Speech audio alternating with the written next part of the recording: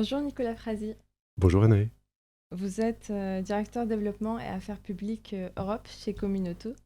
Vous avez aussi créé une association, l'association des acteurs d'autopartage, qui essaie de promouvoir et de développer l'activité d'autopartage en France. Je vous laisserai vous présenter un peu plus en détail par la suite. Vous avez aussi plusieurs casquettes, toutes liées à la mobilité, notamment avec la FUB et l'association Avélie.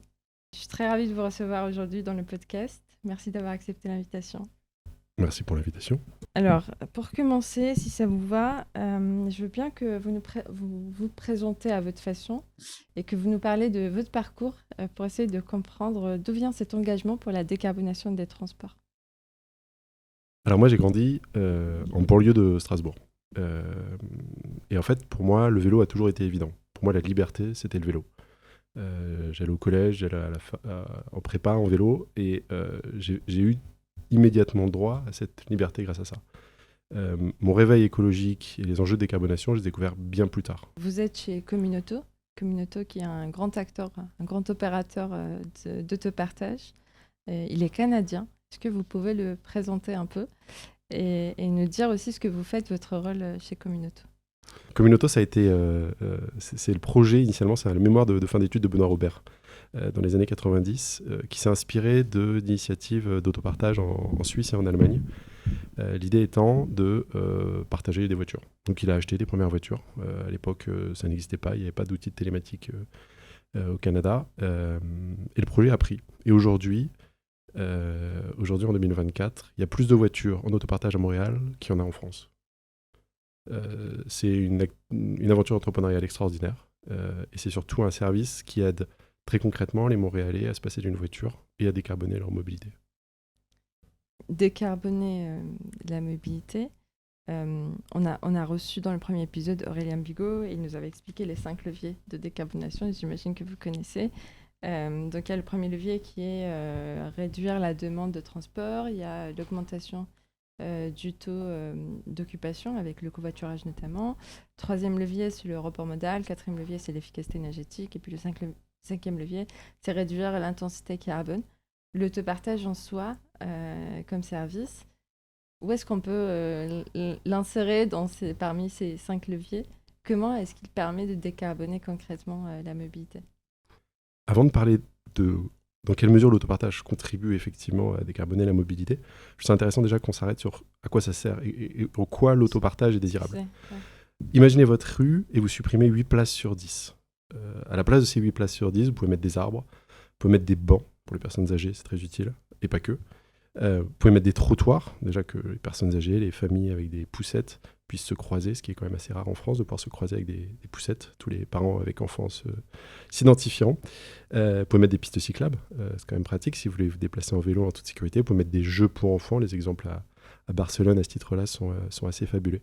L'autopartage, ça permet de supprimer 8 places sur 10 dans la rue. On n'a pas encore décarboné les mobilités, mais on a déjà changé littéralement la ville. Et quand je dis la ville, c'est la ville au sens large. On peut y intégrer aussi le périurbain. Là où l'autopartage a un impact réel sur la décarbonation, c'est qu'en fait, intrinsèquement, c'est pas en supprimant des places de stationnement que l'autopartage permet de décarboner. L'autopartage permet de décarboner parce qu'il agit comme un formidable déclencheur de multimodalité. C'est l'ADEME qui qualifie l'autopartage de déclencheur de multimodalité, parce qu'une fois que vous ne possédez plus le véhicule, mais vous le payez à l'usage, vous l'utilisez beaucoup moins. En réalité, vous allez juste l'utiliser quand vous en avez vraiment besoin, parce que c'est le plus rapide, c'est le plus pratique. Vous avez je ne sais quoi à emporter, ou en l'occurrence, l'offre de transport public, l'offre de train, l'offre d'infrastructure cyclable n'est pas satisfaisante par rapport au déplacement que vous voulez faire. Et donc ce dernier déplacement, si je puis dire, ou ce peu de déplacement, vous allez effectivement le faire en voiture. Et ça sera finalement celui sur lequel vous allez les mettre le plus. Donc en fait, l'autopartage, paradoxalement, c'est le mode de déplacement avec lequel vous allez sans doute émettre le plus de CO2, mais c'est grâce à lui que vous allez pouvoir ne pas émettre de CO2 le reste du temps. Très concrètement, on a en France beaucoup de chance d'avoir l'ADEME et le cabinet Sisté qui financent des enquêtes, dites enquêtes nationales d'autopartage, depuis 2013, et cela tous les 3 ans. Ce qui est extraordinaire avec ces études, c'est que les résultats sont toujours les mêmes, c'est rassurant. Ce qui montre, c'est que typiquement dans les résultats de l'enquête 2022, ils sont allés interroger les usagers de Communauto, les usagers de Cities, qui est un réseau de services présents dans de très nombreuses villes de France, des grandes villes, des plus petites villes et même des territoires ruraux. Et il démontre que de l'ordre de 70% des usagers se démotorisent en lien avec l'autopartage. L'autopartage n'est pas forcément l'élément déterminant, c'est vrai que pour la moitié d'entre eux, mais c'est en lien avec l'autopartage et les motivations sont clairement de remplacer un véhicule. Très, très positif. Quand vous dites que l'ADEME qualifie l'autopartage comme déclencheur de multimodalité, donc il y a toujours cette question, est-ce que c'est après avoir utilisé le service d'autopartage qu'on va se libérer de sa voiture pour donc adopter aussi pour des trajets qui sont plus courts le vélo, les transports en commun pour des trajets peut-être moyens. Donc est-ce que c'est l'autopartage qui vient avant l'usage des modes actifs ou est-ce l'inverse? C'est parce qu'on est plus dans une approche active, de mode actif, qu'on va se dire, bon, pour ce trajet occasionnel, je vais m'inscrire au service autopartage. L'autopartage fait partie d'un écosystème. On pourrait parler de système autopartage, au sens où c'est effectivement un aménagement du territoire, c'est effectivement une offre de transport public, c'est une gare dans laquelle il y a des trains et suffisamment de trains.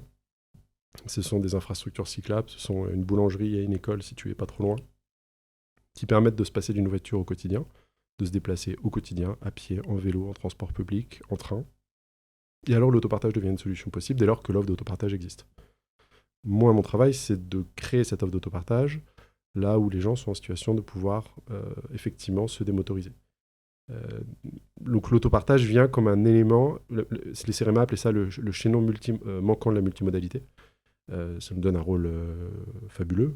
Je ne sais pas si on le mérite. En tout état de cause, on est une brique dans un écosystème complet et il suffit qu'il manque une seule brique de cet écosystème et il ne fonctionne pas. Et je crains que ce soit la situation dans la plupart des territoires en France. Il y a quand même la quasi-totalité du territoire où finalement ne pas posséder un véhicule est pénalisant pour accéder à l'emploi, accéder aux loisirs, accéder aux études.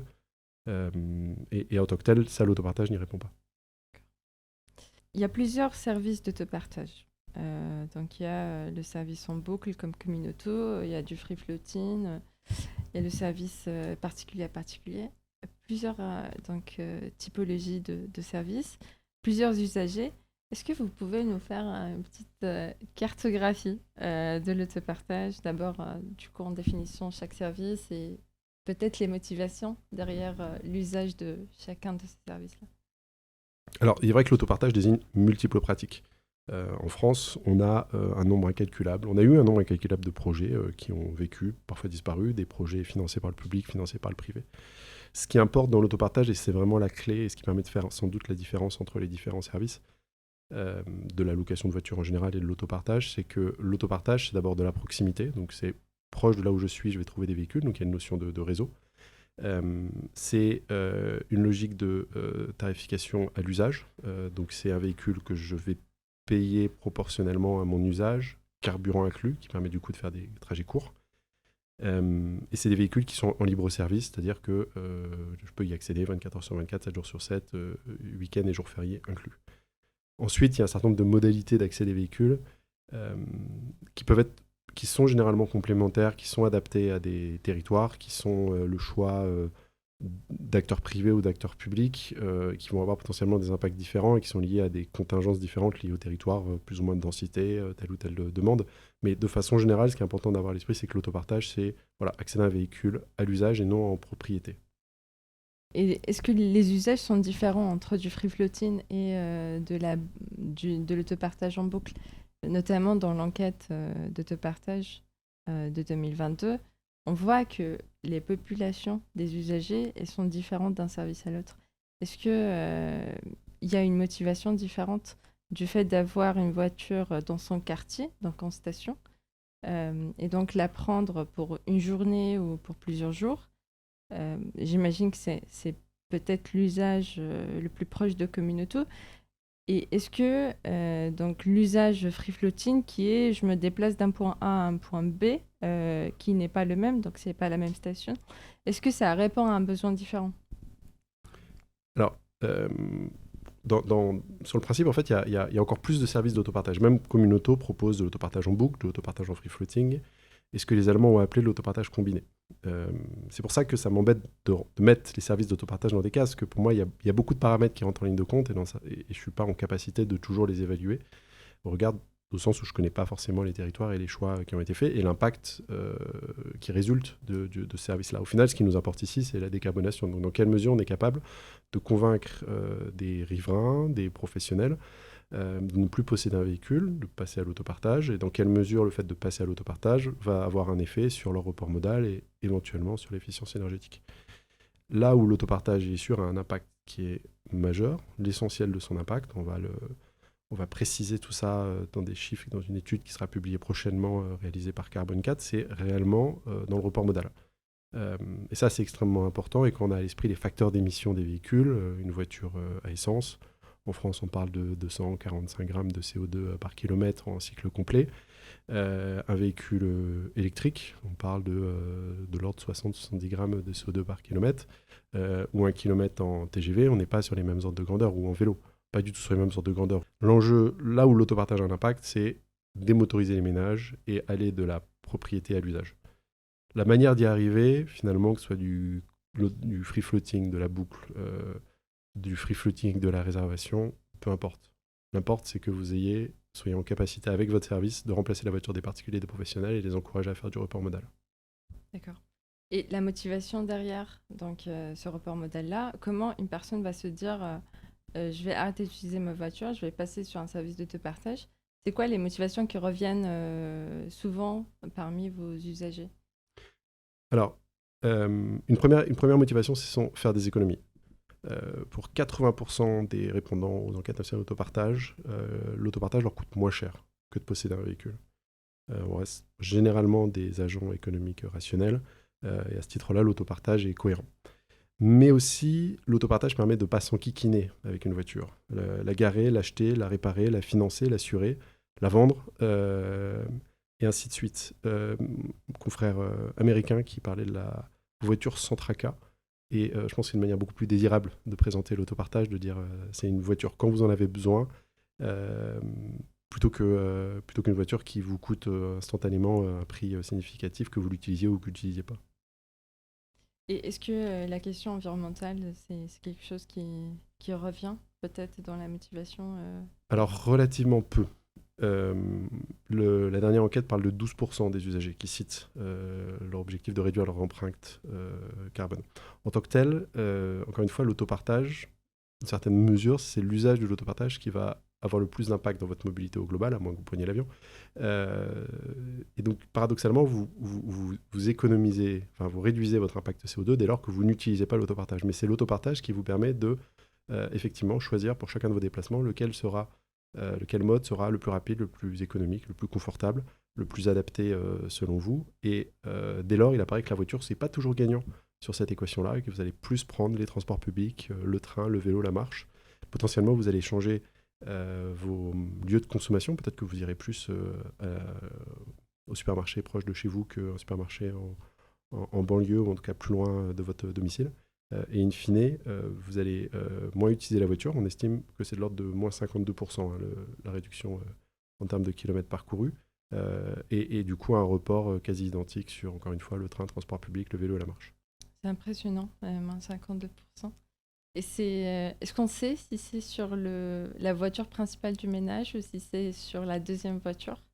Très bonne question. C'est essentiellement sur la première voiture. La première voiture. La deuxième voiture, c'est très marginal. Je n'ai pas d'explication à cela, mais c'est vraiment... donc 70% des usagers de l'autopartage de Communauto et de Cities réduisent d'au moins une voiture, le nombre de voitures qu'ils possèdent au niveau de leur ménage. Et in fine, je ne vais pas vous dire de bêtises, je crois que c'est 80% des usagers qui ne possèdent plus de voiture. Impressionnant. Et ça, c'est en Île-de-France ou c'est Non, un peu partout ça en c'est France? vraiment les services Communauto qui, lui, n'est présent qu'en Île-de-France, service Cities qui est présent dans le reste de la France. Et pour l'essentiel des répondants, vivent en dehors de l'Île-de-France. D'accord. Et si je reviens sur la question avantage économique, est-ce qu'il y a des conditions pour pouvoir équilibrer ou pour que l'autopartage soit plus intéressant que posséder une voiture? Alors, on s'y est essayé et c'est très difficile. si vous possédez un véhicule SUV dernier cri, vous aurez un coût de possession terrible. Et donc, dès lors que vous allez passer à l'autopartage et de ce fait réduire un certain nombre de vos kilomètres, vous ferez des économies formidables. Si vous avez un véhicule ancien qui, si je puis dire, est déjà amorti, en tout cas ne perd quasiment plus d'argent en termes de dépréciation, c'est pas évident que vous ferez des économies fabuleuses. La question se pose aussi de dans quelle mesure vous allez faire évoluer votre mobilité. C'est-à-dire que dès lors que vous ne possédez pas un véhicule, vous avez libéré, si je puis dire, votre budget mobilité et vous pouvez le réutiliser comme bon vous semble. Peut-être que si vous habitez Paris, il sera plus simple pour vous d'aller faire un week-end à Strasbourg, à Lille ou à Lyon qu'il ne l'était précédemment quand vous aviez un véhicule. Ça vous aurait coûté potentiellement le même prix d'aller à Strasbourg, Lyon ou Bordeaux, sauf que la distance est telle que vous n'y seriez pas allé pour le week-end. Donc l'autopartage libère la ville de la voiture, mais vous libère vous aussi des contraintes liées à la voiture. Ça va vous ouvrir d'autres opportunités, sans pour autant vous restreindre à utiliser potentiellement une voiture si vous en avez besoin pour aller à proximité, si vous êtes à Paris, pour aller à Fontainebleau par exemple. Mais sachez que vous pouvez aussi y aller en RER. Et est-ce qu'on utilise l'autopartage pour des trajets domicile-travail ou c'est plutôt un usage occasionnel, vacances Alors, l'usage de l'autopartage, c'est intéressant d'ailleurs, ce qui nous distingue beaucoup de services de location plus longs, c'est que la moitié de nos trajets, voire davantage, durent moins de 4 heures. Donc, on répond avec l'autopartage à des besoins de partir en week-end, partir en vacances, tant que vous ne puissiez pas y aller en train ou par d'autres modes de déplacement. C'est chouette, les vacances à vélo. Mais ça vous permet aussi, et c'est là finalement la force de l'autopartage, d'avoir accès à un véhicule presque au quotidien, en tout cas sur une base hebdomadaire, si vous en avez besoin. Si vous avez la mauvaise habitude de jouer au golf, pour prendre juste cet exemple-là, je ne joue pas au golf, mais je salue tous les gens qui jouent au golf. Les terrains de golf sont malheureusement pas super bien desservis. C'est peut-être un sujet sur lequel les autorités organisatrices de mobilité pourraient travailler. Et puis potentiellement, vous devez un peu trimballer de matériel. Donc potentiellement, vous avez un vélo cargo, vous pouvez y aller en vélo. C'est la meilleure solution. À défaut, peut-être, vous aurez besoin de louer un véhicule. Et si ça peut vous empêcher d'acheter un véhicule qui vous amènerait éventuellement à utiliser ce véhicule pour tous vos déplacements, à ce moment-là, on sera ravis, nous, dans l'autopartage, de répondre à ce besoin. L'idée, c'est vraiment... Sisté parle de tous les déplacements non contraints, donc en l'occurrence pas les déplacements domicile-travail, même si chez Communauto, vous pouvez louer un véhicule en semaine pour 10 heures, 70 km, on peut s'appeler tarif travail, dès lors que vous êtes abonné, et on vous facturera 25 euros essence et carburant, enfin essence et assurance inclus, ce qui en soi est absolument imbattable. Mais c'est pas un cas d'usage fréquent dans une logique de télétravail. Si vous avez besoin d'aller sur votre lieu de travail 1 ou 2 fois par semaine, il faut faire le calcul. Je ne suis pas en capacité de dicter une règle pour tous les Français. Encore une fois, ça dépend de vos dépenses actuelles en voiture. D'accord. Et j'ai entendu aussi parler d'entreprises qui mettent en place des flottes d'autopartage de Communauto pour leurs employés. Est-ce que c'est dans une logique de remplacer les voitures de service ? Alors, les entreprises s'intéressent à l'autopartage pour plusieurs raisons et c'est assez intéressant. D'abord, ça leur permet à un moment d'utiliser mieux la flotte de véhicules qu'ils peuvent mettre à disposition de leurs salariés, qui étaient précédemment gérés département par département. Et dès lors que les véhicules sont équipés d'un boîtier, sont en libre service, il n'y a plus de clés. Et à ce moment-là, on peut avoir potentiellement moins de véhicules parce qu'elles sont mieux partagées, plus accessibles. On peut les réserver, etc. parmi tous les départements. L'autopartage peut aussi avoir un intérêt parce qu'il permet aussi potentiellement, dans ce cadre-là, d'électrifier les véhicules parce qu'on connaît mieux les usages de ces véhicules. Et on peut mieux comprendre du coup dans quelle mesure on peut électrifier ces véhicules. Et dans le cadre des obligations d'électrification, que ce soit des entreprises privées ou des entreprises publiques, l'autopartage est un facilitateur très important lié à l'électrification. Et puis l'autopartage, finalement, ne s'arrête pas aux portes de l'entreprise. On peut accéder à des services d'autopartage, si je peux dire grand public, par exemple Communauto ou Cities, et du coup permet de répondre à des besoins de mobilité des salariés au-delà des seuls véhicules du pool et sans forcément demander à ces salariés d'utiliser leur véhicule personnel qui du coup potentiellement seraient amenés à utiliser pour aller au travail pour ensuite pouvoir se rendre sur le lieu demandé par leur travail. Et en cela, l'autopartage peut être aussi intéressant parce qu'il permettra à ces mêmes salariés de pouvoir se rendre au travail en vélo, en transport public, et pouvoir accéder à un véhicule lorsque nécessaire, si nécessaire, sur leur lieu de travail ou à proximité de chez eux, en l'occurrence, parce que l'autopartage, l'idée, c'est qu'il y en ait partout. Quels sont les freins à l'usage de l'autopartage? On a vu tous ses avantages. Quels sont ses freins? Alors, pour moi, il y a principalement 2 freins. Il y a un frein lié à l'imaginaire, on pourrait dire à la notoriété. Si vous regardez des films québécois, vous verrez des véhicules communautaux dans les films de Denis Arcand. Et le propriétaire de Communauto, si je comprends bien, est plus ou moins associé à la même image qu'on pourrait avoir d'un lecteur de Télérama. En tout état de cause, Communauto est tellement présent à Montréal, c'est-à-dire que vous ne pouvez pas descendre dans la rue, aller chez le dépanneur, comme on dit, le supermarché au coin de la rue, sans voir au moins un véhicule Communauto. Ce qui fait que vous savez que cette solution existe, vous connaissez forcément des gens qui l'utilisent, qui pourront vous en dire beaucoup de bien, éventuellement beaucoup de mal. En tout état de cause, vous connaissez cette solution. Et le jour où vous êtes amené à vous remplacer votre véhicule, à avoir un événement dans votre vie, un enfant, ou passer à la retraite, peu importe, et vous vous questionnez sur votre mobilité, vous savez qu'il y a la solution autopartage qui existe, et vous avez des retours très concrets de la part des gens autour de vous. Et à partir de là, ce qu'on se rend compte, c'est que l'autopartage se développe de façon absolument massive. On parle de 3500 véhicules à l'échelle de Montréal, donc un peu plus d'1 million d'habitants, et une croissance de l'ordre de 30%. Donc ce qui aujourd'hui freine le développement de Communauto à Montréal, c'est l'accès à des voitures et l'accès à la voirie. Et ça, c'est un autre sujet. C'est qu'aujourd'hui, dans votre rue, typiquement quand je suis arrivé chez vous, j'étais frappé par le nombre de places de livraison qu'il y avait dans la rue, mais également le nombre de places de voitures dédiées aux voitures privées. Les voitures d'autopartage, on ne peut pas les garer sur les voitures, sur les places privées, encore moins sur les places de livraison. Et aujourd'hui, notre grande difficulté, c'est d'accéder à des places en voirie pour dire coucou, cette offre existe et il faut bien qu'on les positionne quelque part. Et les positionner en sous-sol, si tant est qu'il y a une place en sous-sol, à certains endroits, il y en a beaucoup, à certains endroits, notamment à Paris, où l'habitat n'est pas forcément récent, on a du mal à trouver des places en sous-sol. Ça fonctionne simplement pas. Il faut qu'on soit visible, il faut que les gens passent à côté de la station, sachent quel type de véhicule est présent, que le véhicule est effectivement présent, qu'ils peuvent y accéder, finissent par rencontrer des gens qui utilisent le service, et in fine, pour se dire, ok, je vais remplacer mon véhicule par un service d'autopartage, quitte à revenir sur leur décision plus tard, en tout état de cause, faire ce choix. Et c'est bien ça qui nous freine, c'est ce manque de notoriété, d'imaginaire et ce manque de visibilité parce qu'on a accès à la voirie et qui amène à une carence de l'offre. En fait, on est peu présent, si je puis dire, encore une fois. Hein, Communauto, Cities, Ubico, Moduloto, Clem, ça fait 3500 voitures en France. C'est excessivement peu. Donc vous en avez beaucoup à Paris, un petit peu en première couronne. Vous en avez beaucoup dans des villes comme Grenoble ou comme Strasbourg qui sont très en avance. Lyon investit massivement dans l'autopartage, enfin la métropole de Lyon, dans le cadre d'une société publique locale. Mais sinon, l'autopartage est quasi inexistant. D'accord. La question de nettoyage, d'entretien des voitures, est-ce que c'est des éléments qui freinent l'usage? Pas. Non. Enfin, je veux dire, il y a un sujet qu'il faut que les véhicules soient propres. Il y a un sujet que parfois les véhicules ne sont pas propres et on aimerait bien qu'ils soient plus propres.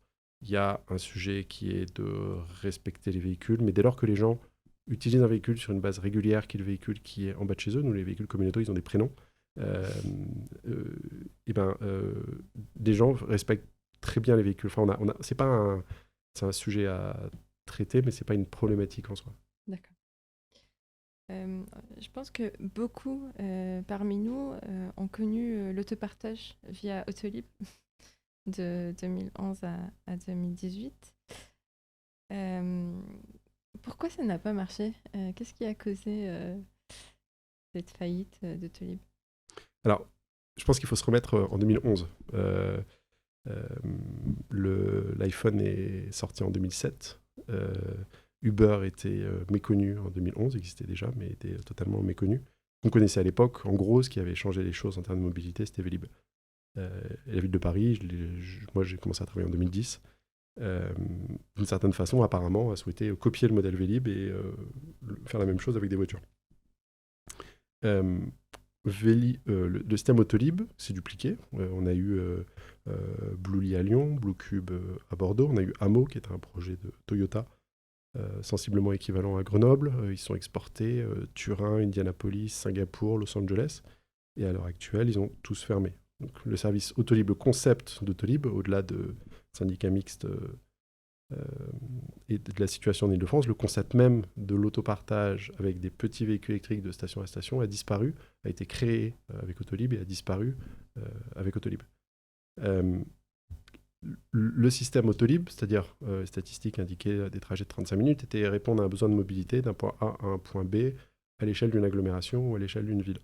Des déplacements qu'aujourd'hui on fait extrêmement bien avec un vélo à assistance électrique. 30 minutes, ouais. Donc, à partir de là, se pose vraiment la question de... ça ne répond pas finalement à la définition qu'on a partagée tout à l'heure, de se dire à quoi sert l'autopartage, qu'est-ce que l'autopartage. L'autopartage, c'est la location de voiture, comme il y a plein de services de location de voiture, mais c'est la location de voiture qui va vous permettre de vous remplacer votre voiture. Autolib était sans doute une très bonne idée à l'époque. Ce serait peu élégant de ma part de le critiquer a posteriori, en tout état de cause. Aujourd'hui, il semble plus pertinent d'offrir un service type Véligo pour permettre aux gens de découvrir le vélo à assistance électrique ou d'offrir des vélos à assistance électrique dans le cadre du service Vélib, plutôt que de reproposer des petits véhicules électriques à une tarification à la minute pour des déplacements à l'intérieur de Paris ou Paris Première Couronne. Mm. Donc c'est vraiment oui, l'usage qui répondait, en tout cas, c'est la taille des voitures qui répondait pas à un usage comme celui auquel répondent les services d'autopartage aujourd'hui.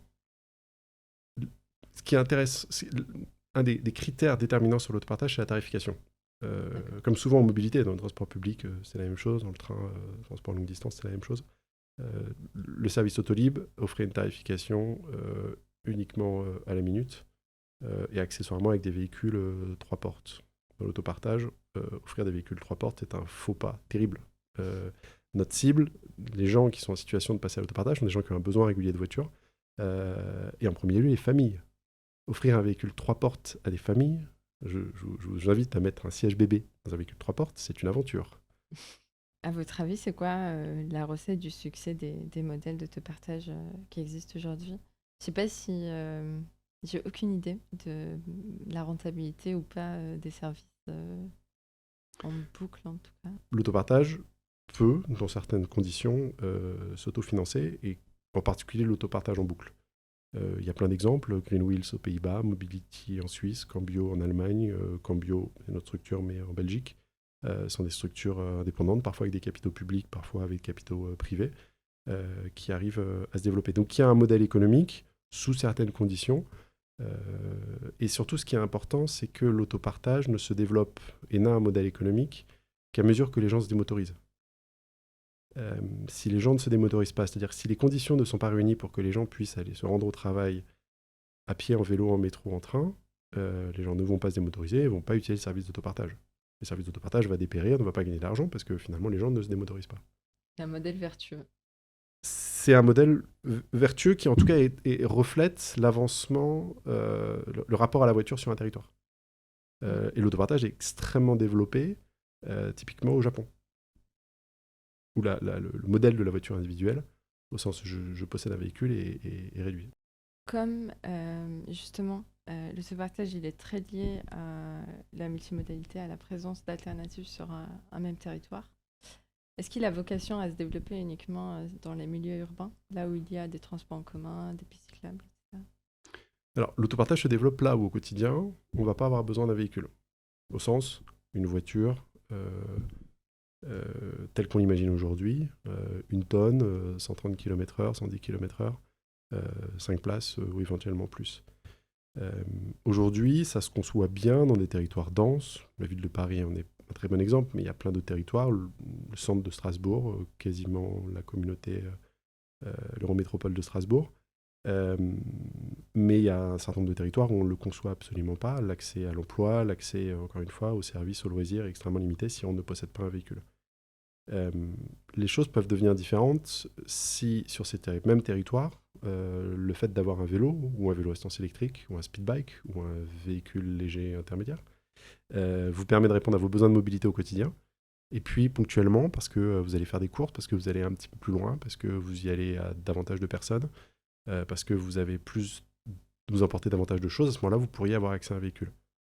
Donc l'autopartage, dans l'état actuel des choses, se développe très bien dans les territoires denses, plutôt bien dans les territoires périurbains, en tout cas un certain nombre d'entre eux, se développe dans les territoires ruraux, dans des modèles de marché public où c'est la collectivité qui va finalement proposer ces véhicules qu'elle utilise au quotidien, proposer aux habitants. Finalement, c'est une formidable solution, c'est win-win si je puis dire. Elle a un véhicule, elle le met à disposition les soirs et les week-ends, et éventuellement les jours où elle n'est pas utilisée aux habitants à proximité. C'est un accès indirect à l'emploi, aux loisirs, aux services. Et dans le futur, on peut s'imaginer que l'autopartage soit pertinent partout, encore une fois, dès lors qu'il se complète une offre de mobilité qui répond aux besoins au quotidien, qui, en territoire dense, pourrait être le vélo et transport public, et en territoire périurbain, et puis en territoire rural qui pourrait être le véhicule léger intermédiaire. Et ça peut aussi s'inscrire avec les lignes de covoiturage. On a reçu Thomas Matagne il n'y a pas longtemps dans le podcast. Et effectivement, c'est une offre qui existe dans des milieux peu denses. Donc voilà, on voit plusieurs services se développer dans les milieux peu urbains et c'est une très bonne nouvelle. En parlant de changement de comportement, est-ce que dans votre quotidien, vous essayez de mettre des petits changements pour atteindre ces fameux 2 tonnes? Alors, quand je ne bassine pas ma conjointe ou ma fille sur des sujets de vélo ou de voiture, de véhicules légers intermédiaires, j'aime beaucoup cuisiner. Et c'est aujourd'hui, quand je vais sur un calculateur, typiquement mes gestes climat de l'ADEME, la première chose qu'il me propose de faire, qu'il me suggère de faire, c'est de réduire ma consommation de viande, de produits laitiers. Et je trouve ça extrêmement difficile et en même temps c'est très épanouissant de découvrir de nouvelles recettes, de prendre plaisir à préparer et à goûter des plats végétariens qui peuvent être aussi satisfaisants qu'une très belle entrecôte avec des frites faites maison. Super, vous avez une recommandation de plat végétarien à nous faire? Hier, je sais pas le nom que ça peut avoir, mais j'ai cuisiné pour la première fois avec des loumis, des citrons noirs d'Iran séchés, et avec du riz, patates douces, quinoa et un certain nombre d'herbes, et c'était franchement délicieux. Ah, génial, on va essayer de chercher ça. Très bien, merci beaucoup Nicolas Frasi, c'était un plaisir de vous recevoir. Merci pour votre accueil.